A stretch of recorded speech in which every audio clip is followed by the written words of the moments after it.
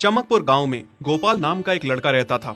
उसकी सौतेली माँ और बाप ने उसे घर से निकाल दिया था। उसकी सौतेली माँ ने सब कुछ अपने और अपने बच्चों के नाम पे कर रखा था और गोपाल को हिस्से के नाम पे 3 गायें दे रखी थीं। गोपाल पढ़ा लिखा तो बहुत था, पर नौकरी ना मिलने के कारण उसने सोच लिया था कि वो अब उन तीनों गायें की खूब देख रेख करके उनसे जो दूध मिलेगा उसे बेच के अपना कारोबार चलाएगा। अब मैं बिल्कुल अकेला हो गया हूँ। गौ माता, तुम तीनों के अलावा मेरा अब कोई भी नहीं है।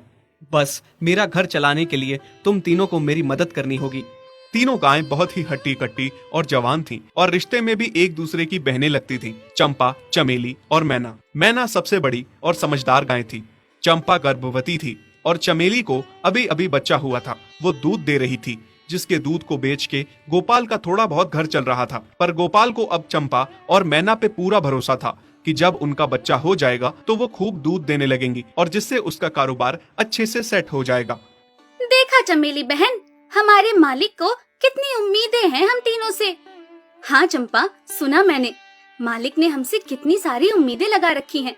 और उम्मीद रखे भी क्यों ना, कितना समय खर्च करते हैं मालिक हम पे और कितनी सेवा करते हैं हमारी, कितना खिलाते पिलाते हैं हमें। और फिर हम मालिक की उम्मीदों पे खरा ना उतरेंगी तो धिक्कार है हमारी जिंदगी पर। सही कह रही हो बहन तुम। चलो हम तो मालिक के लिए कुछ ना कुछ कर ही लेंगे। तुमने बच्चा दे दिया है, दूध भी दे रही हो, मैं भी गर्भवती हूँ। थोड़े दिनों में मैं भी बच्चे को जन्म दे दूंगी, फिर दूध भी देने लगूंगी। लेकिन इस मैना दीदी को देखो, हम दोनों से बड़ी हैं, एक बार भी बच्चा ना दे पाई आज तक। क्या इसका फर्ज नहीं बनता मालिक के लिए कुछ? ये तो बड़ी हैं, हमसे ज्यादा इसको मालिक के लिए करना चाहिए था, लेकिन हम छोटी होकर इतना सोच रहे हैं। तुम दोनों ऐसा क्यों कह रही हो? क्या गलत कह रहे हैं हम? सही तो कह रहे हैं। कितने सालों से बांझ पड़ी हो तुम। ऐसा कैसे कह सकती हो तुम? बच्चा देना ना देना मेरे हाथ में थोड़े ना है। मैं भी तो माँ बनना चाहती हूँ ना। मैं भी चाहती हूँ कि दूध दूँ और मालिक को मेरे दूध से कुछ फायदा हो। अरे तुम क्या बच्चा दोगी जो इतने सालों से नहीं दे पाई? तुम ये ख्वाब लेना बंद करो कि तुम बच्चा दोगी और तुम्हारे दूध से मालिक को कोई फायदा होगा। दोनों छोटी बहनें बड़ी बहन मैना की बेबसी का मजाक उड़ाती हैं और उस पे हंसती हैं। इस बात से मैना बहुत दुखी होती है और रोती है कि उसी की बहनें उसको दिलासा देने की बजाय उसे ताने मार रही हैं, उसका मजाक उड़ा रही हैं। फिर एक दिन गोपाल का पड़ोसी उससे कहता है, अरे गोपाल, तुम्हारी 2 गायें तो ठीक है, एक गाय का क्या है? उससे तुम्हें कोई फायदा नहीं है, बेच क्यों नहीं देते उसे? अरे नहीं नहीं भाई साहब, बेचना क्यों उसे? अभी बच्चा नहीं दे रही तो क्या पता कल वो बच्चा दे दे। कोई भी काम जल्दबाजी में नहीं करना चाहिए।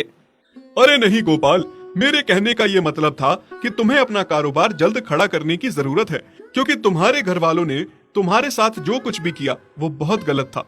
अब तुम्हें जो भी करना है अकेले ही करना है। आगे शादी भी तो करनी है तुम्हें, उसके लिए भी खूब पैसा कमाना पड़ेगा। जब तुम्हारी सारी गायें दूध देंगी तभी तो कारोबार अच्छा चलेगा ना। हाँ, बात तो तुम सही कह रहे हो भाई।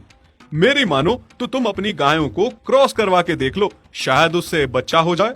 हाँ, ये सुझाव तुमने सही दिया, मैं कल ही ऐसा कर लेता हूँ। सुना तुमने मैना बहन मालिक की बातों को? कितना परेशान है मालिक तुम्हारी वजह से, पर तुम्हें तो कोई बात कह ही नहीं सकते। झट से बुरा जो मान जाती हो तुम। मैना ये सब सुन के बहुत दुखी होती है, पर करती भी क्या, उसके हाथ में कुछ नहीं था। गोपाल ने मैना को क्रॉस करवा के भी देखा, पर उसका भी कोई फायदा नहीं हुआ। गोपाल, जो सुझाव मैंने तुम्हें दिया था, क्या वो तुमने आजमाया? हाँ भाई, वो भी करके देख लिया, पर उसका भी कोई असर ना हुआ। ये गाय किसी काम की नहीं है गोपाल, मेरी मानो तो इसे बेच दो। मैं सोच रहा हूँ एक बार फिर से क्रॉस करवा के देखता हूँ, शायद कोई बात बन जाए। देख लो, पर मुझे नहीं लगता। देखा, इन लोगों को भी पता चल गया तुम बच्चा नहीं दे सकती, तुम बांझ ही रहोगी। सही कह रही हो तुम दीदी, इतने जतन करने के बाद भी बच्चा नहीं हो रहा तो अब क्या होगा? गोपाल मैना को एक बार फिर से क्रॉस करवा लेता है। दोनों बहनें चंपा और चमेली मैना के बांझपन का मजाक उड़ाती हैं और उस पे खूब हंसती हैं। फिर एक दिन मैना चमेली के बच्चे के साथ खेल रही थी कि तभी चंपा देख लेती है। हाँ देख तो चमेली दीदी, ये मैना दीदी तेरे बच्चे के साथ क्या कर रही है? मुझे समझ में नहीं आ रहा, तू इस बांझ के साथ अपने बच्चे को कैसे छोड़ सकती है? जब मेरा बच्चा आ जाएगा